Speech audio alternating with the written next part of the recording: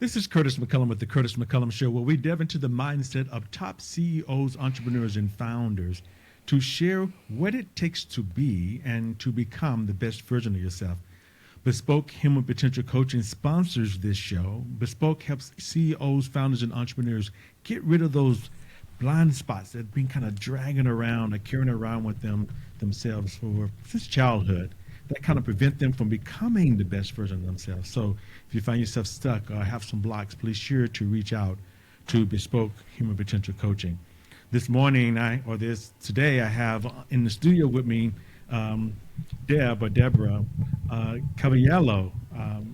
Wow, I'm telling you, when I read her summary, I read it again, and I just want to read it to you. What she sees, she says, she sees you. She sees you staring out the window, wondering how will you meet this challenge. And her advice is, take a deep breath and consider the big picture. So today I have with me Deborah, the Drop-In CEO in the studio. Welcome to the show, Deborah. Oh, Curtis, thank you so much for that introduction and opportunity just to have an amazing conversation and share our insights with our audiences. So really appreciate the opportunity. Thank you.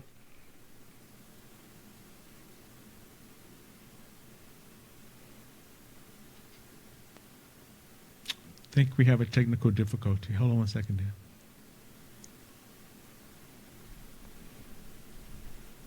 It's me.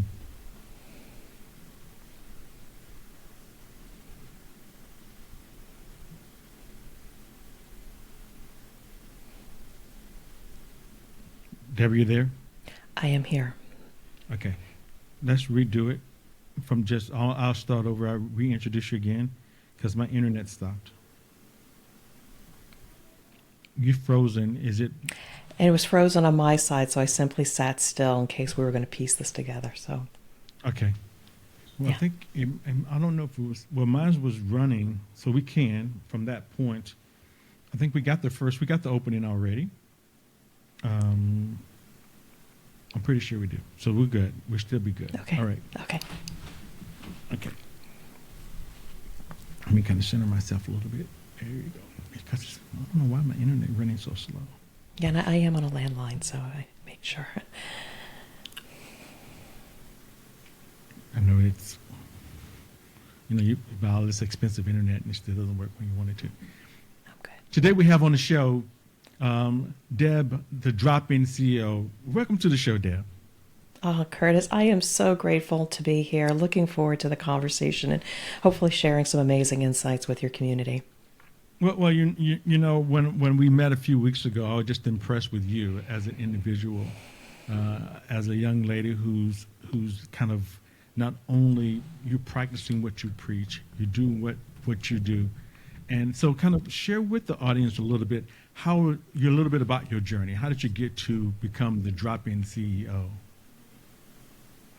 So first of all, before I get started, I do want to thank you for that young lady compliment. Amazing what a little bit of freshening up and getting print will do. But the journey, STEM professional, wonderful 35-year career in various large corporations, primarily in manufacturing, quality, operational excellence, how to make things better, faster, cheaper, safer, so we don't hurt people along the way.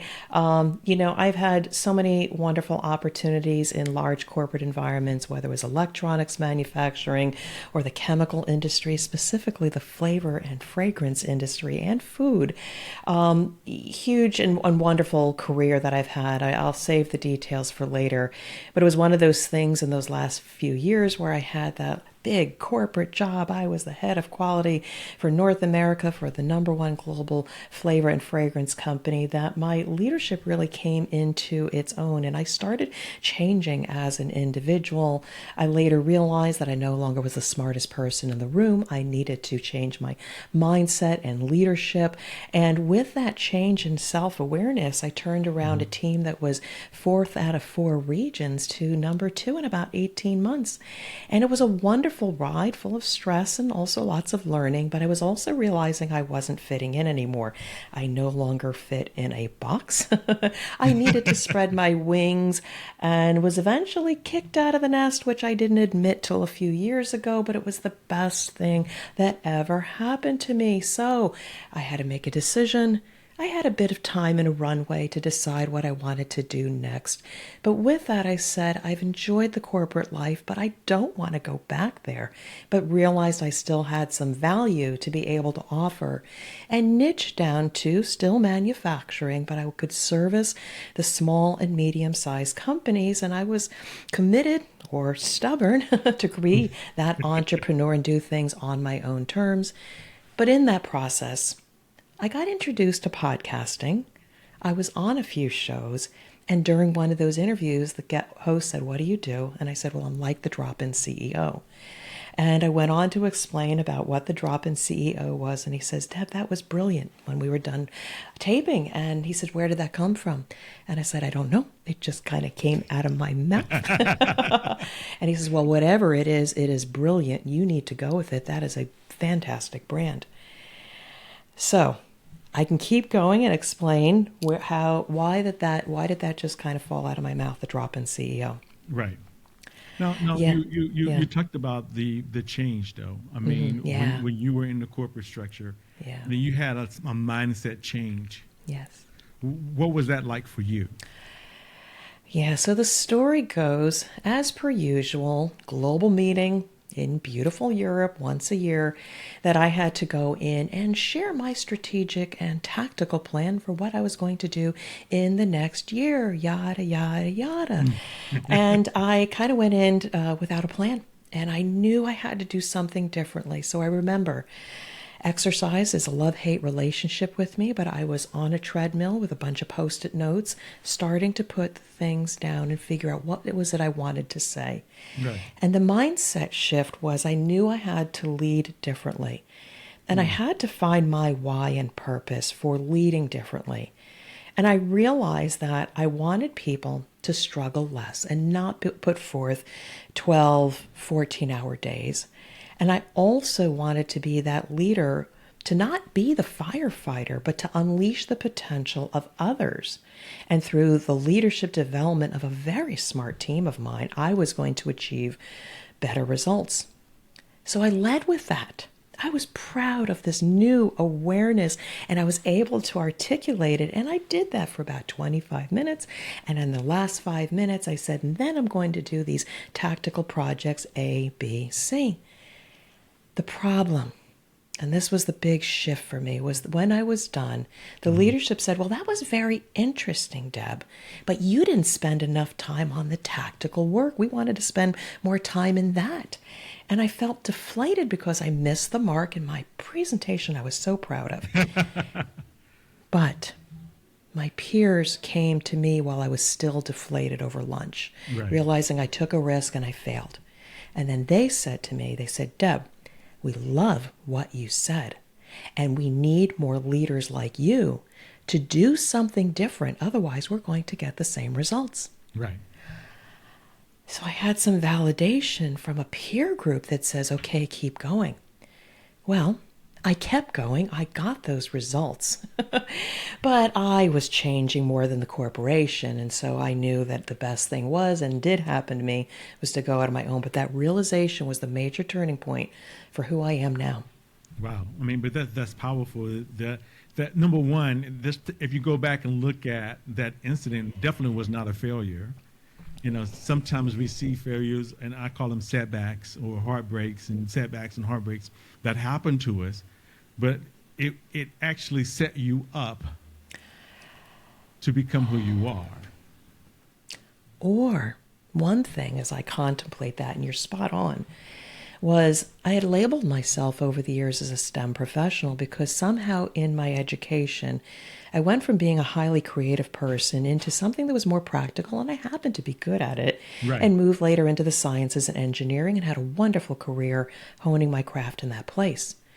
But I don't know where it came up, but I said to somebody once, I said, it's not like I reinvented myself. Yes, I look and act and believe very different than how people knew me in my corporate life. Right. I said, but I think I returned to who I once was.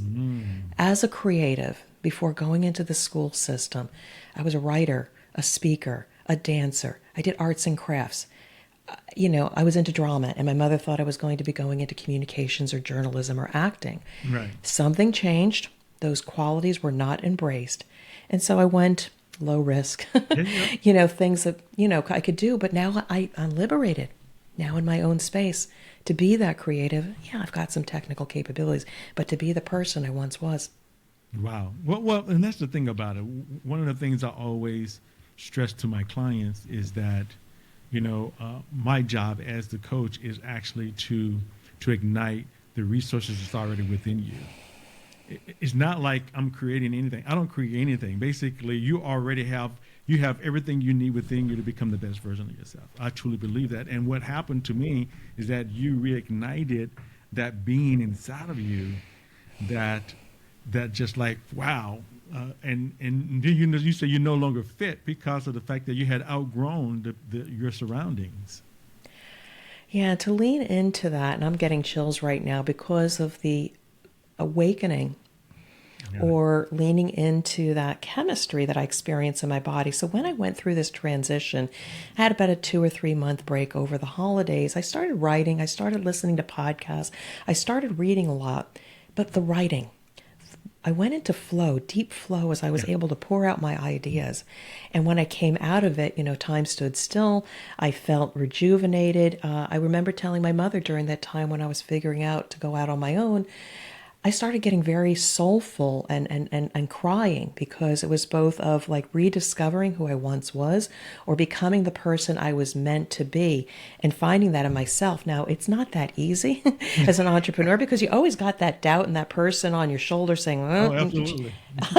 but at the same time, again, people like you, people that reassure us and can see us for who we are, to constantly say, keep going, don't go small again, Yeah. bring it out, bring it out. So I value the work that you do and surround yourself with people that bring that out in you because you don't need negative Nancys or negative Nates around you. Well, we don't. And, sometimes we play that role ourselves so well so that we don't need any more outside commentators actually encouraging that voice.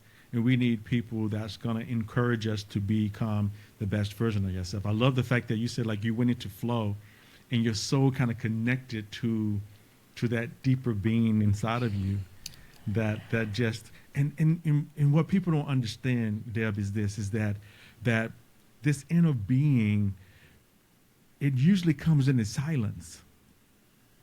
This connection comes in the silence and not in the noise. And you're stopping and connecting with yourself, allow this higher being to kind of speak to your soul and it reignite it to who you were. So that's kind of for me. I'm feeling it right now myself, just speaking with you about it, And you and I speaking right now is a creative forum, and I and you go into flow. When you ask engaging questions that allow me to share the best of myself, I all of a sudden go to this place, I'm on my pedestal, I share my thoughts with you, and then I take a breath and I come back. But again, all of this is flow. This is humanity connecting, two souls coming together. And I don't think we've nurtured that enough in ourselves. Maybe if we're people of faith, we feel that a little bit more than others. Life's Right. very transactional, but we need to find that quiet and also those moments to be able to pour out or receive insight, inspiration from others. Again, that's why I'm on a journey to connect with humanity. Networking, yes, is for business, but it is also to kind of fill our soul. And along the way, if a transaction happens along the way, so be it. But we've kind of lost some of our connection with humanity, and part of that is also with ourselves. Yeah, absolutely. Now, you mentioned in the pre-interview about I don't know what I don't know. When you said that, what does that mean to you when I reiterated that or said that again to you? I don't know what I don't know is I have to embrace external perspective because while I am highly self-aware of what I know or being open to know what I know, Right. the less mature me, if my husband said something, do you realize you could be a CEO of a company? And I said, no, no, no, no, no, no, that I don't have the experience. I didn't have that external perspective, or I wasn't open to it. Now that I'm highly aware, when I left my old job, the person that was exiting me says, you are one of the most highly aware people. You need to get to a place of self-awareness of what you are or are not. There's step two, you need to be aware that there are people that can see you that you may not be able to see yourself.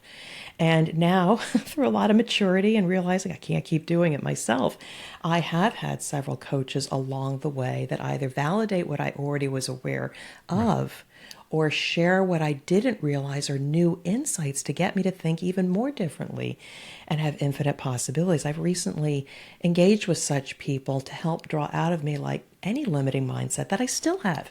We still have them. It's a matter of just peeling back those layers. So I encourage people to engage with people like yourself and me to be able to provide that perspective so you can start knowing what you don't know. Yeah, I mean, and that's the whole idea is that, and that's what I call blind spots.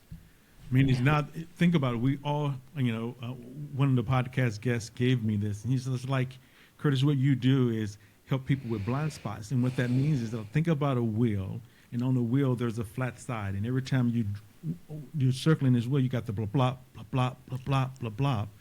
And what you do is help people create this symmetry and with the circle so that they can run smoothly.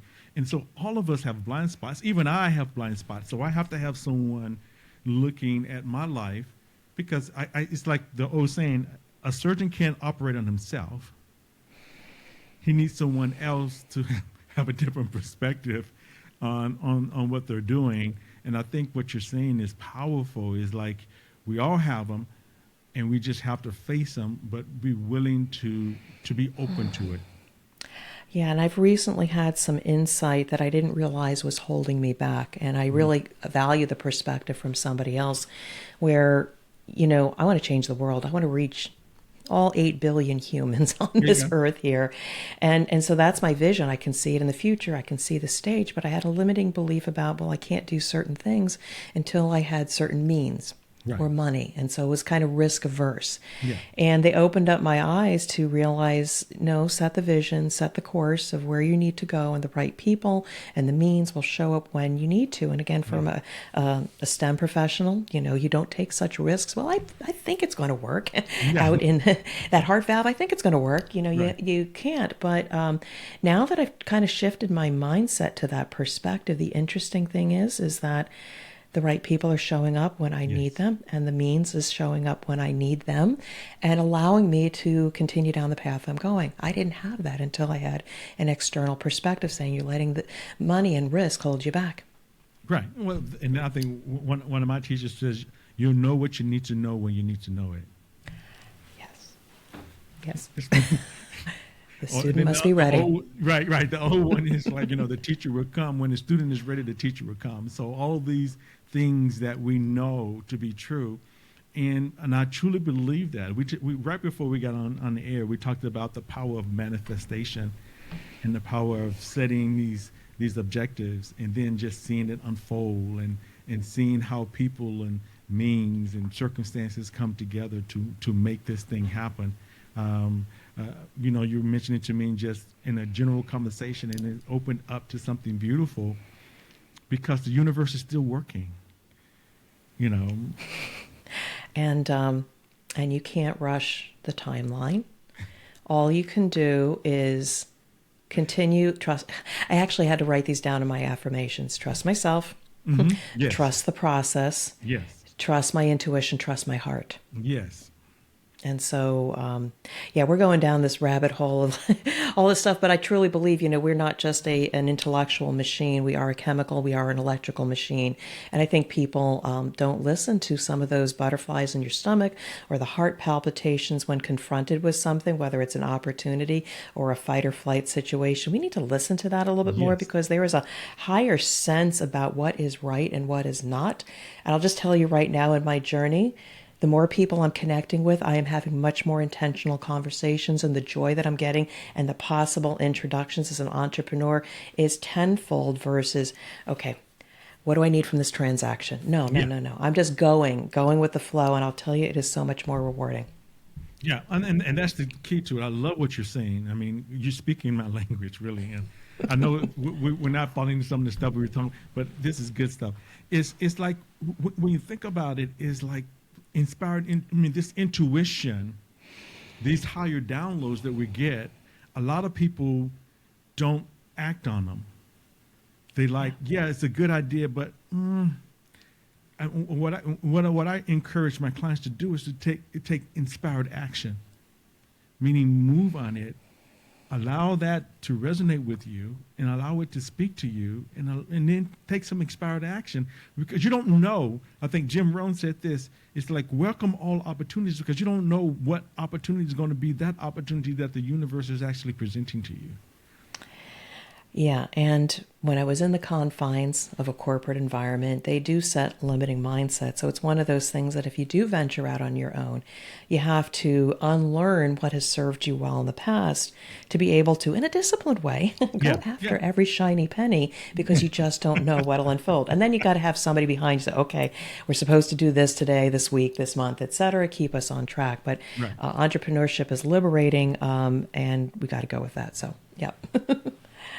I think one of the things you share with me and which stuck with me, and it says having the courage to ask. Yeah. So there's two parts to that is just for yourself. I mean, I know that I'm either of a generation or my DNA or what have you, where I am praised, I am, celebrated for doing things on my own. Or Right. maybe based on your upbringing, you had to survive, you had to do things on your own. So there's great pride in being able to figure out things on your own. And I also think that's potentially a challenge for leaders is a sense of pride. Pride has two parts to it. Pride Yes. is of what I have accomplished in the past. One should be proud and treasure those successes.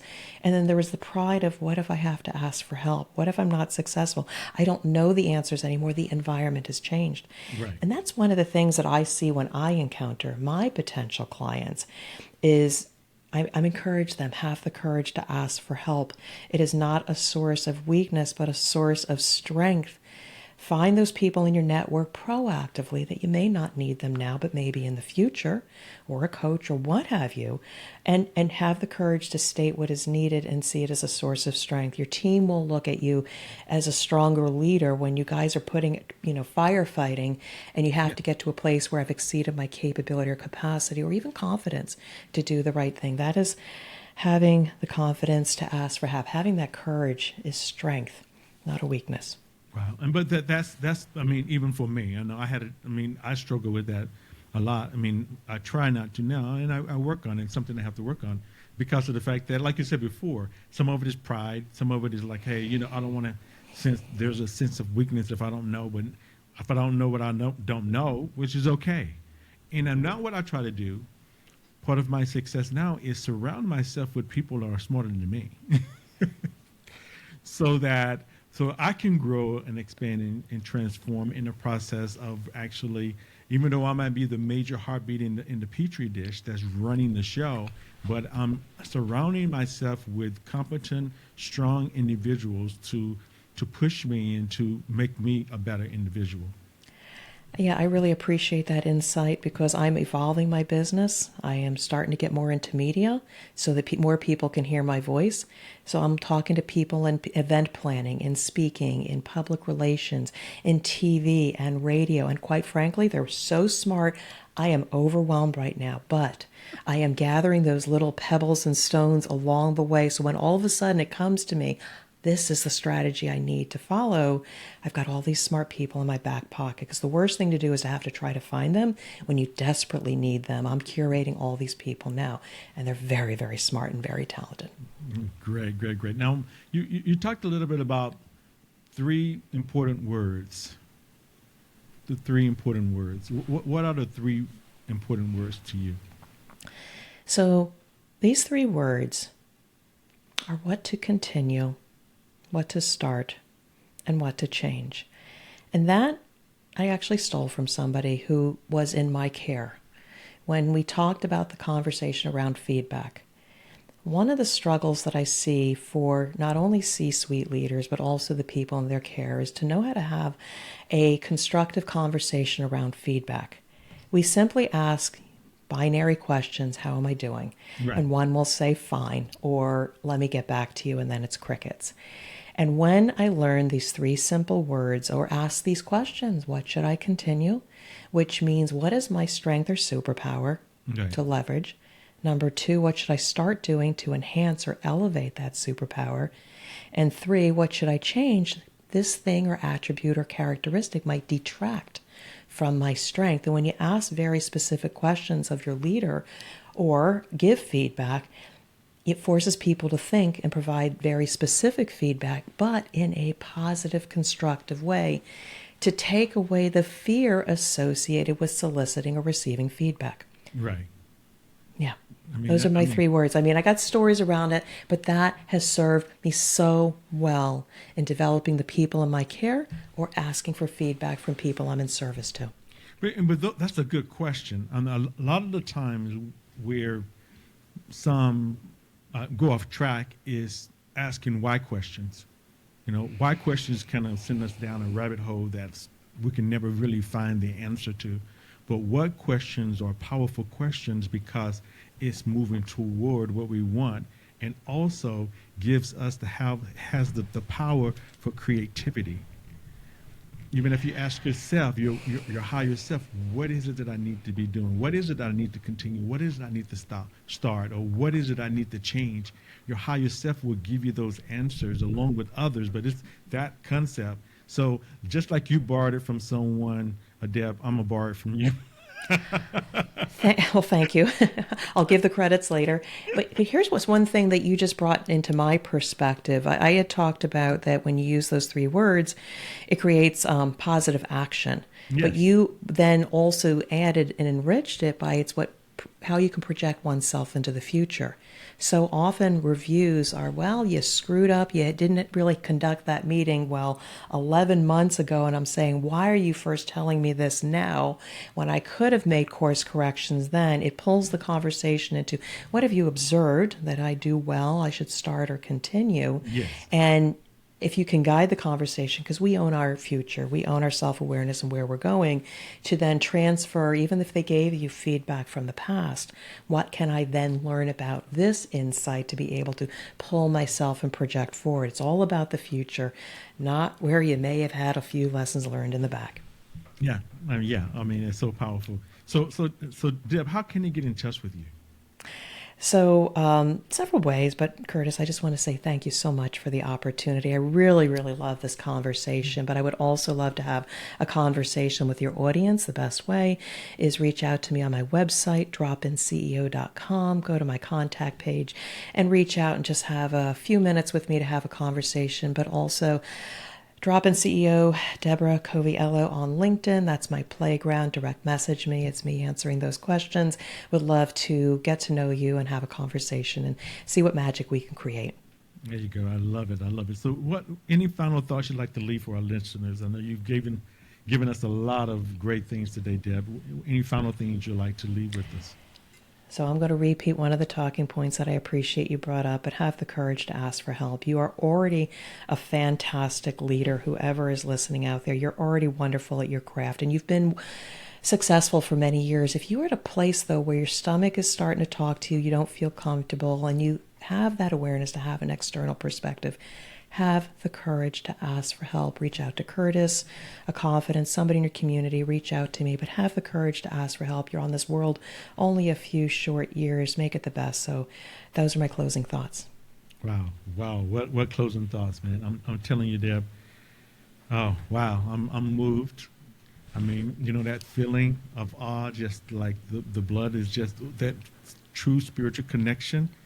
I'm feeling it with you, and I really appreciate you stopping by, just sharing your insights with me and with the world. And I know they're going to appreciate it too. So once again, I just want to thank you for being a part of this show. I really, really appreciate you. I as well. Thank you. Once again, guys, just remember all the things that she shared with us today. And the main thing, don't be afraid to ask. I mean, I know it's difficult. because we think we know, and we do know a lot, but there are some times that we need someone else just to have a different perspective. So don't be afraid to ask. Remember, guys, the legit mindset is to continue to learn, to grow, expand, and transform. That is the legit mindset. My name is Curtis McCullum. Make it a great day.